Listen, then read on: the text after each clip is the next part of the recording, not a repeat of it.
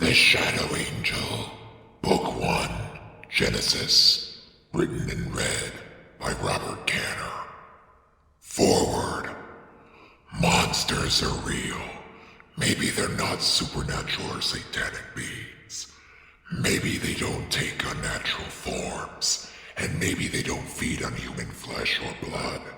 But they do exist, and humanity is powerless against them. Humans are inherently lazy, fragile, weak, cowardly, pathetic, self-centered, self-indulgent, and self-destructive. Very few have what it takes to overcome these flaws. The only thing that can kill a monster is a bigger monster. Robert Chad Canter. Chapter 1. 5 centuries is 50 decades, 500 years, 6,000 months, 26,089 weeks, or 182,625 days. No matter how you slice it, 5 centuries is a very long time, and it was how long Daniel Adrian Angeleschu had walked this world of ours. Most people are lucky if they live to be 100, and Danny had lived 5 times longer than that. He had seen civilizations and governments rise and fall. He had seen wars come and go. He had witnessed generations of men and women strive to better the world they lived in for the generation that would follow. For 5 centuries, Danny had watched the world change in ways that people never would have thought possible in his own time, and yet he had not changed with the world, at least not physically. Even after 500 years, his body had not aged a day. It was as if it was frozen in time. It was Danny's curse that his body could not grow old, and that no mortal man or weapon could destroy it. To most people, near immortality and eternal youth would seem like a dream come true. But that's because they had not experienced it for themselves. Danny had spent what seemed like an eternity in servitude, cursed to walk the earth, never knowing rest or peace. Danny never asked to be the way he was. No sane person would. It had been forced upon him. Many years ago, Danny had been the son of a noble Romanian knight, and was planning on becoming a knight himself. One day, when Danny was 20, he and his family set off on a pilgrimage to Rome. Late one night, while they were looking for lodgings, Danny and his family were ambushed by a group of women of unearthly beauty with fiery red eyes. Having heard the folklore of his people since the early days of his youth, Danny knew what these women were. Vampires. Danny's father fought valiantly against the unholy women, but his efforts were in vain. Danny could still remember being pinned to the ground and hearing the screams of his father, mother, and younger brother as the vampires tore them apart. But for some reason, the golden-haired vampire that had him in her clutches was hesitating. "What's wrong, Elizabeth?" "It would be a shame to waste one as handsome as this. I think I'll keep him." Realizing what was about to happen, Danny fought for his life against Elizabeth's icy hands, even though he knew his actions were doomed to failure, since his mortal strength was no match for the raw power of a vampire. He watched in horror as Elizabeth dug deep into her skin with her nails. Within moments, a small stream of blood came flowing from it. "You're very fortunate, my delicious little friend. You will have the privilege of being my mate." Danny tried to resist, but Elizabeth forced his mouth open. "Don't worry. Once you're done, the pain will be instantly forgotten. I will bathe you in eternal pleasure." Elizabeth forced Danny to drink the blood. It tasted worse than any poison. For a moment, Danny just felt it oozing down his throat, and then his world exploded. For an uncertain amount of time, Danny's consciousness floated around in a black abyss of nothing. He couldn't open his eyes, his mouth, or move any part of his body. He wasn't sure he even still had a body since he couldn't feel any part of it. But the numbness was preferable to what happened next. After what seemed like an eternity of feeling nothing at all, Danny suddenly felt unspeakable pain. Try to imagine being crucified and burned alive at the same time, and you might have an idea of something half as bad as what Danny felt. He wanted to scream and thrash out in mortal agony, but the poor boy still could not open his mouth or move at all. Suddenly, the pain stopped, and Danny was able to move his body again. He jumped up and screamed. He had no idea where he was or how much time had passed, but Danny knew he had to get away, and so he ran. It took Danny a moment to realize just how fast he was running. Moments ago, there had been only pain, but now the boy felt raw and unimaginable strength coursing through his body like a raging river. Danny didn't feel the least bit tired, despite the speed and distance he had been running. It felt like he could just run for all eternity. When his vision finally cleared, even though it had been night, Danny could see everything as if it were in broad daylight. He could take in every small detail of anything and everything as he ran by.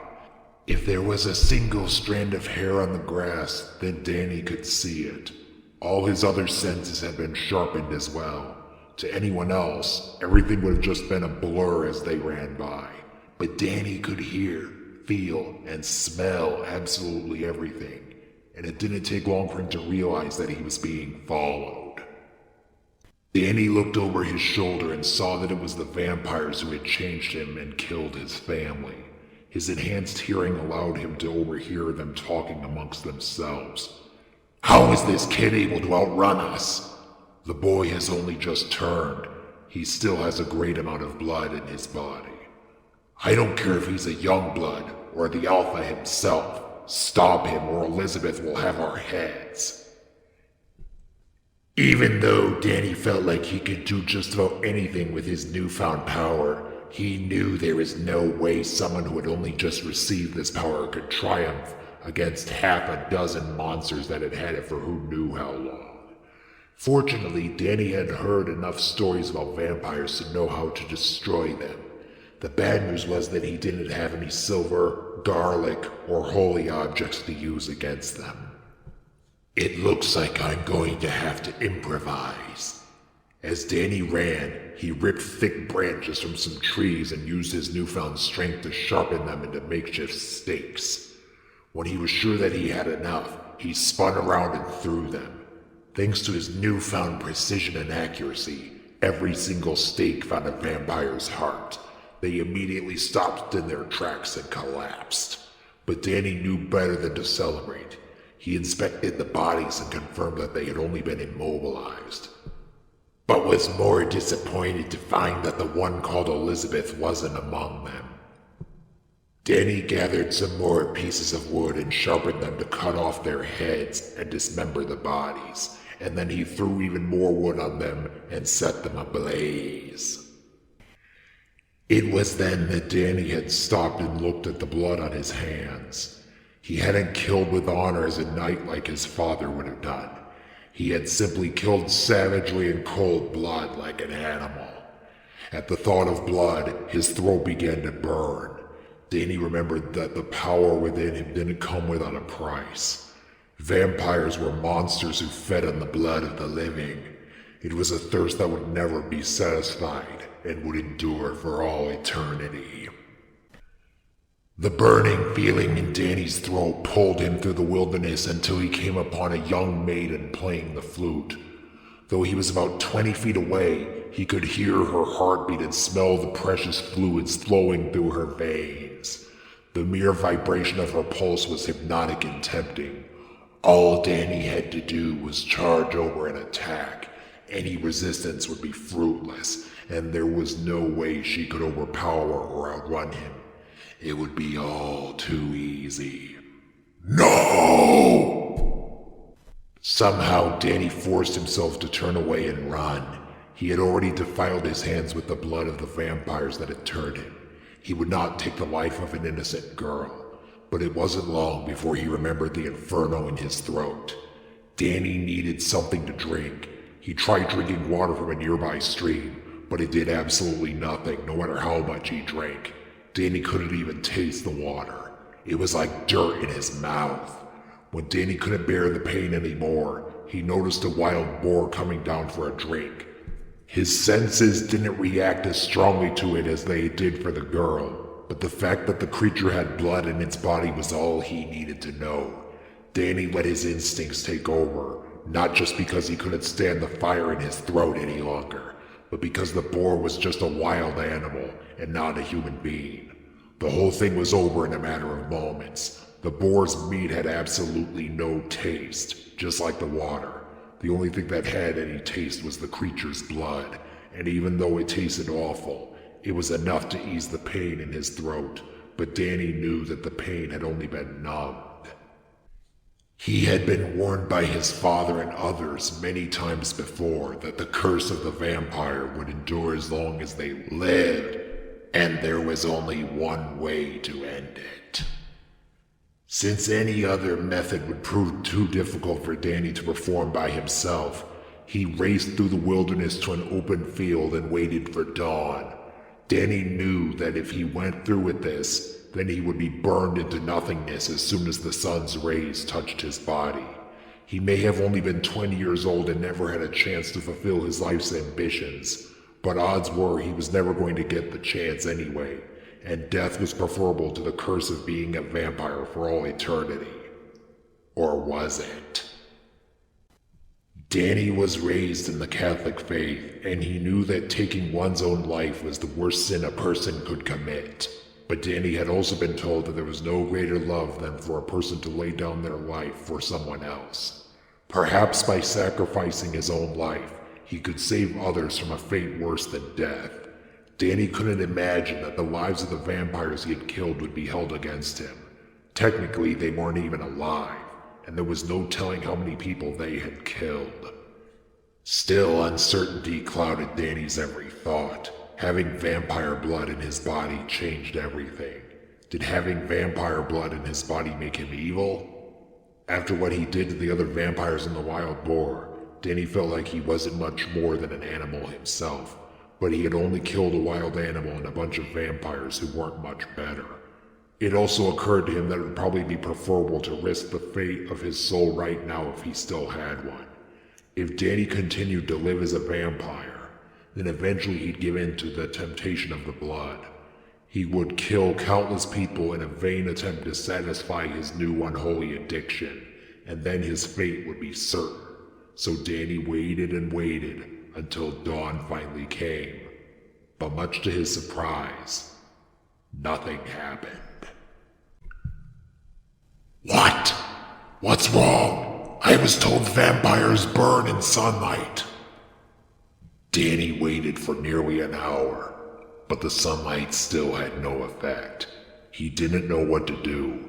If he could not die, then he would be cursed to be a vampire for all eternity. For the first time in his life, Danny feared for the fate of his immortal soul. There must be an answer. It wasn't long after this that Danny also found that he still had a reflection, even though vampires weren't supposed to have one. Danny resolved to continue his journey to Rome and seek the answers there. It had crossed his mind that Elizabeth, the vampire who had inflicted this evil upon him, was still alive. But he had only gotten lucky when he had killed her sisters. Danny would avenge his family when he had more experience with his new powers, which were going to come in very handy for his journey. Danny may have been cursed by the unending thirst of a vampire, but he no longer required any means of transportation other than his own 2 feet. Normally, the journey from Romania to Rome and back would have taken a very long time, but Danny had made it through Hungary in a single night. He probably could have made it sooner, but the faster he ran, the sooner he got thirsty. When he finally made it to Rome, he found that another vampire called Berob was plaguing the city. Not wanting anyone else to be hurt by these monsters, Danny attacked. It was here that Danny learned that he could sprout wings from his back and fly, but even so, he didn't have enough experience with his new nature and was quickly overpowered. Berob was 10 times faster, stronger, and was in greater control of his powers, not to mention he had been wielding a huge mace.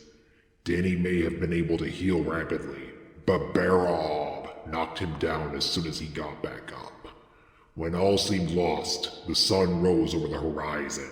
Berob tried to flee, but Danny summoned up the last of his strength to hold him in place. When the sun's rays struck Berob, he began to burn until he was reduced to ashes. But why not me? It was then that the church discovered Danny. He had thought they would only see him as another unholy demon that needed to be vanquished, but much to his astonishment, they believed that he had been sent to do God's will because he did not burn in the sunlight as Berob had. Since then, Danny had served the church for 5 centuries, traveling around the world to destroy the monsters that spilled innocent blood and who words alone could not reach. The church had promised him that when his mission was complete, he would be granted the salvation that he had so desperately sought. But even after 500 long years, he was still not free of the vampire's curse, and the thirst continued to tempt him. All this time, Danny had fed only on the blood of animals. According to the church, the fact that he had never tasted human blood was the reason he didn't have the fatal weaknesses a vampire usually possessed. But he didn't believe a word of it. It sounds like a cheesy poem. As time progressed, Danny's power grew, and through incredible discipline, so did his ability to control his thirst. He had learned to go months without needing any blood at all, depending on his level of activity. Still, the temptation had only been contained and not destroyed. It was on nights like this that Danny wondered if he would ever be free of this wretched curse, but no matter how much he meditated on it, no matter how much he prayed, the answer was always unclear.